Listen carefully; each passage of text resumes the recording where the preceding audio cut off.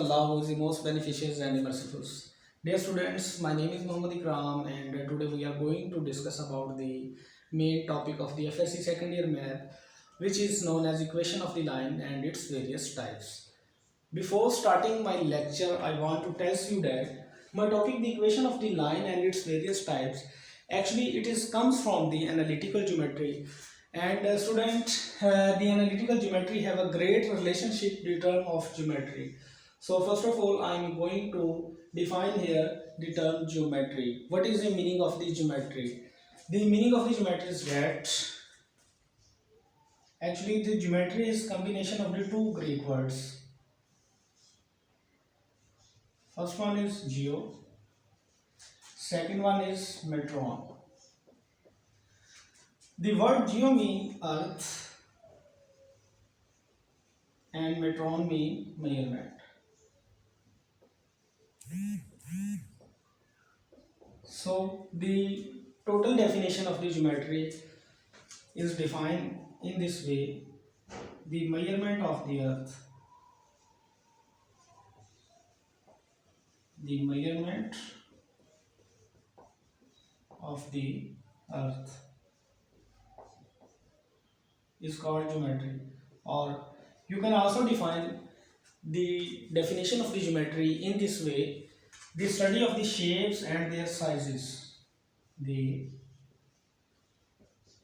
study of the shapes and their sizes is known as geometry. Students, actually geometry हमारे पास two Greek words का combination है. First one is geo. Geo means earth and metron mean measurement. तो इसका overall meaning है the measurement of the earth. ठीक है, मतलब ज़मीन की पैमाइश को हम क्या कहते हैं? Geometry. In other word you can also say that the study of the shapes and their sizes. इसमें हम डिफरेंट किस्म की शेप्स के बारे में पढ़ेंगे और फिर हम उनके साइजेस को डिस्कस करेंगे. Now I will define here the term. What is the meaning of the term analytical geometry? The definition of the analytical geometry is that the branch of mathematics, the branch of mathematics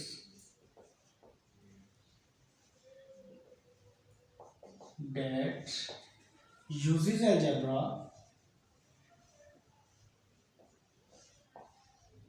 to help in the study of the geometry. This is known as analytical geometry. Students, analytical geometry का मतलब है ये एक ऐसी branch है mathematics की जिसमें हम अलजेब्रा को यूज़ करते हैं. ठीक है, और अलजेब्रा को हम यूज़ करते हुए जो अलजेब्रा को हम यूज़ करते हैं ये एनालिटिकल ज्योमेट्री हमारी हेल्प करती है उस अलजेब्रा को यूज़ करते हुए किसकी स्टडी करना? ज्योमेट्री की स्टडी करना. अब आप इसके एक एग्जांपल देखें ताकि आपको इससे क्लियर हो जाएगा. जी, इसकी एग्जांपल देख लें. The linear equation, the linear equation in the algebra represented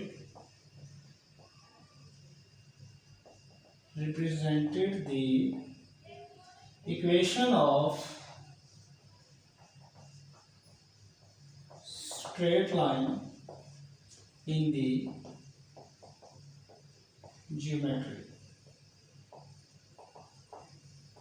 students means that the linear equation in the algebra के अंदर जो हमारी लीनियर इक्वेशन होती है, such equation, linear equation, such equation whose exponent is 1, मतलब ऐसी इक्वेशन जिसकी हमारे पास पावर 1 होती है लीनियर इक्वेशन अलजेब्रा के अंदर, और हम उसको जब ज्योमेट्री के अंदर डिस्कस करते हैं तो हम उसको क्या बोलते हैं? Equation of a straight line.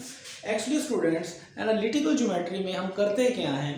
हम अलजेब्रा की डिफरेंट टर्म को यूज़ करते हुए, ठीक है, हम ज्योमेट्री की डिफरेंट शेप्स की मदद से अलजेब्रा की टर्म बनाते हैं और ज्योमेट्री की डिफरेंट शेप्स की मदद से अलजेब्रा की हम डिफरेंट टर्म बनाते हैं और अलजेब्रा की डिफरेंट टर्म को यूज़ करते हुए हम ज्योमेट्री की डिफरेंट शेप्स को डिस्कस करते हैं. ठीक है, तो ये हमारे पास मेन डेफिनेशन थी एनालिटिकल ज्योमेट्री की. एनालिटिकल ज्योमेट्री है क्या? तो स्टूडेंट्स इसके हम थोड़ी सी हिस्ट्री के बारे में बात कर लें।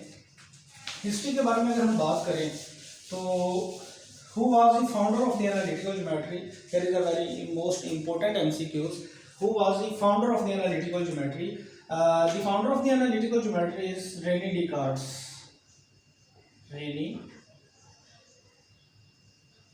डिकार्ड्स ये स्टूडेंट वो बंदा था जो एनालिटिकल ज्योमेट्री का फाउंडर था। और यहाँ पे एक इंपॉर्टेंट एमसीक्यूज है। René Descartes is also known as the father of the analytical geometry and the René Descartes is also known as the father of the modern philosophy. ये वो बंदा था जो एनालिटिकल ज्योमेट्री का भी फादर कहलाता है और ये मॉडर्न फिलोसफी का भी फादर कहलाता है। ठीक है, तो ये आपने एक एमसीक्यूज है, ये नोट कर लें कि रेनी डिकार्ड्स, इसको हम फादर ऑफ एनालिटिकल ज्योमेट्री भी बोलते हैं, फादर ऑफ एनालिटिकल ज्योमेट्री। और स्टूडेंट्स हम इसी को ही फादर ऑफ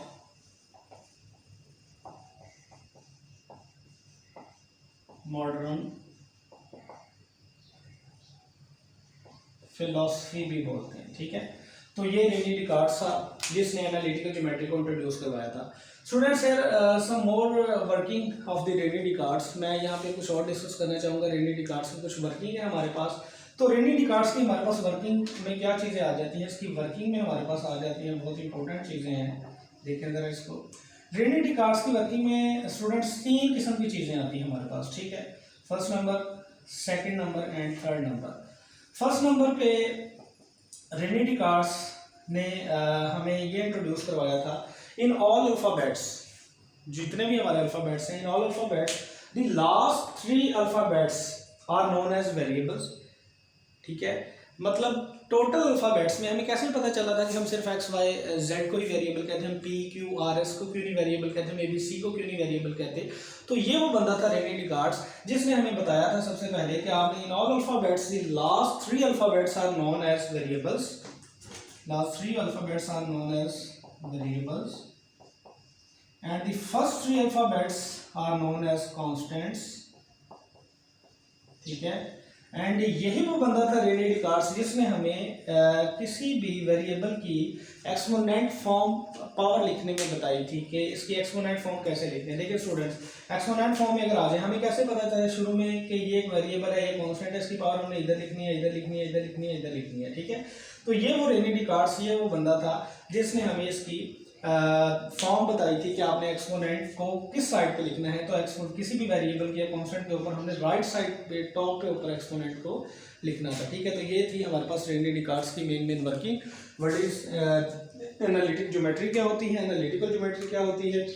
फिर हमने पढ़ा what is who was the founder of the analytical geometry, Rene Descartes. ठीक है, father of the analytical geometry, इसको फादर मॉडर्न फिलोसफी भी बोलते हैं। फिर इसकी वर्किंग के बारे में हम बात की। ठीक है, तो ये था हमारे पास छोटा सा इंट्रोडक्शन अबाउट एनालिटिकल ज्योमेट्री।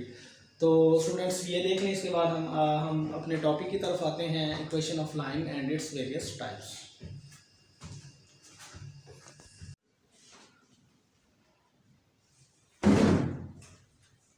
अस्सलाम वालेकुम dear students.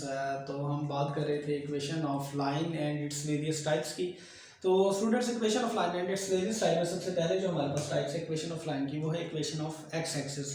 Students, equation of x axis, what is meaning of this? As you know that हमारे पास ये एक्स एक्सिस होता है स्टूडेंट, और ये हमारे पास वाई एक्सिस होता है। ठीक है, तो यहाँ पे हमने लिखा है इक्वेशन ऑफ एक्स एक्सिस, मतलब हमने इस एक्स एक्सिस की यहाँ पे इक्वेशंस को स्टूडेंट डिफाइन करना है। ठीक है, तो स्टूडेंट्स आप देख लें एक्स एक्सिस की इक्वेशंस पे। ठीक है, एक्स एक्सिस के जिस मर्जी पॉइंट पे स्टूडेंट्स आप चेक कर लें ऑन द लाइन पे। ठीक है, आपकी y की वैल्यू कहाँ क्या होगी? 0 होगी। ठीक है, y की वैल्यू आपकी क्या है? 0। तो देखें जहाँ पे भी आप ये रिजल्ट देख लें कि y की वैल्यू 0 है students, so it's mean that this result is represented the equation of the x axis. ठीक है, तो जहाँ पे भी y की वैल्यू 0 आ जाए, इसका मतलब क्या होता है कि ये इक्वेशन किसकी हमारे पास? ये इक्वेशन है एक्स एक्सिस की। ठीक है, सिमिलरली अगर आप इधर आ जाए स्टूडेंट्स, तो एज यू नो डैट ये हमारे पास इक्वेशन होती है वाई एक्सिस की। ठीक है, और वाई एक्सिस के आप किसी भी पॉइंट पे स्टूडेंट्स चेक कर लें, जो आपका एक्स है वो क्या होगा? 0 होगा। ठीक है, तो इट्स मीन दैट कि जहाँ पे भी आप ये रिजल्ट देख लें कि x की वैल्यू 0 है, तो इसका मतलब स्टूडेंट्स क्या बनता है कि ये हमारे पास equation of the y axis है। ठीक है, तो ये दो रिजल्ट थे, आपने सबसे पहले ये दो रिजल्ट अच्छे से कर लेने हैं। इसके बाद हम अपनी फर्दर टाइप्स की तरफ आते हैं। ठीक है, बल्कि फर्दर टाइप्स की तरफ आने से पहले इसके आगे फर्दर थ्री केसेस हैं, हम उनको भी डिस्कस कर लेते हैं। ठीक है स्टूडेंट्स, इधर आ जाए। अब देखिए यहाँ पे हम देखें कि equation of x axis, equation of straight line which is parallel to the x axis। ये तो स्टूडेंट इसका मतलब क्या है, बहुत ही आसान सा मतलब है इसका। स्टूडेंट्स देखें, मैं ये बोल रहा हूँ कि हमने ये आपका x एक्सिस है, ये आपका स्टूडेंट्स y एक्सिस है। तो मैं बोल रहा हूँ आप कोई भी एक इक्वेशन लगाएं स्ट्रेट लाइन की जो पैरेलल हो x एक्सिस। स्टूडेंट्स ये हमारे पास x एक्सिस है, ये हमने एक इक्वेशन लगाई x एक्सिस के पैरेलल। और x एक्सिस के पैरेलल इक्वेशन कब लगेगी, देखिए जब हमारे पास y की कोई भी वैल्यू होगी, आप कोई भी कांस्टेंट यहाँ पे यूज करते हैं, मतलब y की वैल्यू 1 2 3 4 समथिंग। ठीक है, तो लेट्स से मैं आपको कहता हूँ y की वैल्यू 2 है, तो as you know that y इधर पॉजिटिव है, इधर y की वैल्यू नेगेटिव है, तो 1 और 2, मैं बोलता हूँ y की वैल्यू यहाँ पे 2 आ रही है। ठीक है, तो देखें ये इसके पैरेलल x एक्सिस के ये जो लाइन है, ये स्ट्रेट लाइन इसके पैरेलल है। अब इसके स्टूडेंट 3 केसेस बनते हैं, और 3 केसेस क्या है हमारे पास वो आपने समझने हैं जरा। देखिए स्टूडेंट्स ये 3 केसेस हैं। ठीक है, लेट्स मैं बोलता हूँ ये जो आप कांस्टेंट ले रहे हैं ना, ये ग्रेटर देन 0 है। ग्रेटर देन 0 का मतलब क्या है कि आपको पता है यहाँ पे y एक्सिस की वैल्यूज पॉजिटिव है, यहाँ पे y एक्सिस की वैल्यू स्टूडेंट्स क्या है, नेगेटिव है। तो मैं कहता हूँ y की वैल्यू अगर आपने 2 ली है तो ये ग्रेटर देन 0 है। तो जब भी x ग्रेटर देन 0 होगा तो फिर हमारे पास ये जो equation of the straight line है ये हमारे पास अबव द x एक्सिस है। ठीक है, क्योंकि above the x axis y की वैल्यू सारी क्या आती है, पॉजिटिव। तो आप इधर लिखेंगे कि द इक्वेशन ऑफ द हमारे पास x एक्सिस है वो जो हमारे पास है वो अबव द x एक्सिस है, equation of the straight line above the x axis. ठीक है, तो यहाँ पे मैं लिख देता हूँ equation of the straight line above the x axis. Okay student, similarly आप यहाँ पे जब a की वैल्यू 0 ले लेंगे, मतलब स्टूडेंट्स आप यहाँ पे y की वैल्यू 2 या y की वैल्यू क्या ले लें, 0 ले लें, तो y की वैल्यू 0 कहाँ पे होती है, as you know that students y की वैल्यू 0 कहाँ पे होती है, ओरिजिन्स पे। ठीक है, तो फिर आपकी ये जो equation of the straight line है ये ऑन द हमारे पास किसके होगी, x एक्सिस होगी। ठीक है, ऑन द x एक्सिस। और अगर हम यही a की वैल्यू ले लें लेस देन 0 स्टूडेंट्स, मतलब मैं कहता हूँ कि आपको नेगेटिव में वैल्यू ले लें, तो as you know that y की नेगेटिव वैल्यू नीचे की तरफ है। ठीक है, तो फिर ये जो equation of the straight line है ये बिलो द x एक्सिस होगी। ठीक है, जब ये ग्रेटर देन 0 की equation of the straight line above the x axis, जब 0 के इक्वल आ जाए ये कांस्टेंट तो equation of the line on the x axis, और जब ये हमारे पास लेस देन 0 आ जाए तो फिर हम क्या लिखेंगे, equation of the line below the x axis. Similarly student यहाँ पे आ जाए equation of the y axis का भी सिमिलरली यही हमारे पास केस है। आप इसी तरह लिखिए equation of the straight line, या हम इसकी 4 टाइप्स का नाम दे देते हैं। ठीक है, equation of straight lines, equation of straight line which is parallel to the ठीक है y एक्सिस। वहां पे x एक्सिस की बात कर रहे थे, यहाँ पे हम y एक्सिस की। ठीक है, तो देखें स्टूडेंट्स इस चीज का क्या मतलब है, देखें मैंने बोला ये आपका x एक्सिस है, ये आपका y एक्सिस है। ठीक है, मैंने बोला आपने एक इक्वेशन स्ट्रेट लाइन लगानी है जो पैरेलल है y एक्सिस, ये आपका y एक्सिस है और ये लाइन इसके क्या लगी, पैरेलल लगी। ठीक है, और पैरेलल ये लाइन कब लगेगी, जब x की कोई भी वैल्यू, मतलब मैं कहता हूँ x की कोई भी कांस्टेंट है। देखिए यहाँ पे अगर x की वैल्यू आपको पता है इधर पॉजिटिव x की वैल्यू, इधर नेगेटिव x की वैल्यूज होती हैं, तो जब मैं कहता हूँ कि x की वैल्यू लेट्स से 2 है, तो देखिए यहाँ पे 1 और यहाँ पे 2। ठीक है, तो इसके भी स्टूडेंट्स इसी तरह 3 केसेस बन जाएंगे। ठीक है, और 3 केसेस हमारे पास क्या है कि जब आपका जो कांस्टेंट है वो ग्रेटर देन 0 हो। ठीक है, मतलब जब आपकी ये x ग्रेटर देन क्या हो जाए, 0 हो जाए, तो आपको पता है कि जब x ग्रेटर देन 0 आ जाए तो वो सारी पॉजिटिव वैल्यूज होती हैं। और स्टूडेंट्स पॉजिटिव वैल्यू में ये जो equation of the straight line है ये क्या हो जाएगा, right side on the y axis. ठीक है, तो the equation of the straight line right side on the y axis, मैं जस्ट यहाँ पे राइट साइड लिख रहा हूँ, राइट साइड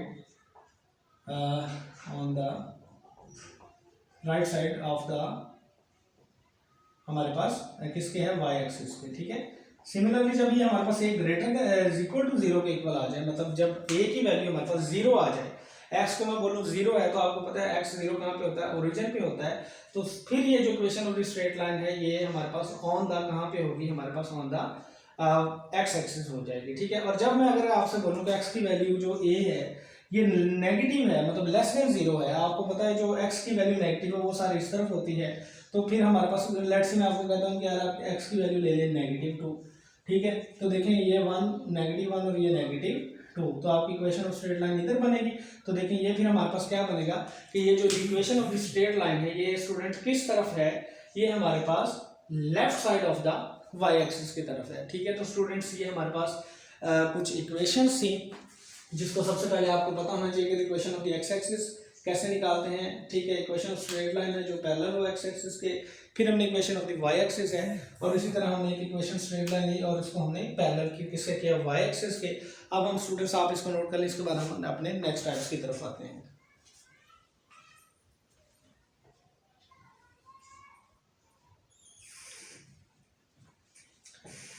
जी तो स्टूडेंट्स अब हमारे पास है फर्दर हम इसकी टाइप्स के बारे में पढ़ते हैं, ठीक है। और वो इसकी फर्दर टाइप्स क्या है हमारे पास जी। तो स्टूडेंट्स इसकी फर्दर जो हमारे पास टाइप्स हैं वो देखें। सबसे पहले हमारे पास जो 5th नंबर पे इसकी टाइप है वो है हमारे पास पॉइंट स्लोप फॉर्म। स्टूडेंट्स क्या है हमारे पास, point slope form. Point slope form क्या होती है, देखिए point slope form. Student point slope form basically combination of the two words है, एक पॉइंट और एक स्लोप है, ठीक है। मतलब ये हमारे पास एक स्लोप बन रही है किसी भी पॉइंट के ऊपर। ये हमने एक पॉइंट ले लिया जो कि x1 है और y1 है, ठीक है। तो इसका फॉर्मूला स्टूडेंट्स हमारे पास क्या होता है, पॉइंट स्लोप फॉर्म का फॉर्मूला हमारे पास ये होता है y minus y1 is equal to m और x माइनस का x1, ठीक है स्टूडेंट्स। यहाँ पे ये जो m है स्टूडेंट्स ये किसको रिप्रेजेंट कर रहा है, स्लोप को, ठीक है। और ये जो आपका पॉइंट है यहाँ पे x1 और y1 ये स्टूडेंट्स आपका किसको रिप्रेजेंट कर रहा है, ये आपका कर रहा है पॉइंट को, ठीक है। तो इन दोनों को मिला के जो हमारे पास बनता है वो क्या बनता है, पॉइंट स्लोप फॉर्म, ठीक है। कि जब एक पॉइंट दिया हो और एक स्लोप दी हो तो तब आपने कौन सा फॉर्मूला लगाना है, पॉइंट स्लोप फॉर्म का फॉर्मूला लगाना है स्टूडेंट्स, ये आपको अच्छे से पता होना चाहिए, ठीक है। इसके बाद हम 6 नंबर पे देख लेते हैं हमारी जो है टाइप, ये 5 है। 6 नंबर पे स्टूडेंट्स हम जो डिस्कस करते हैं वो slope intercept form, slope intercept form.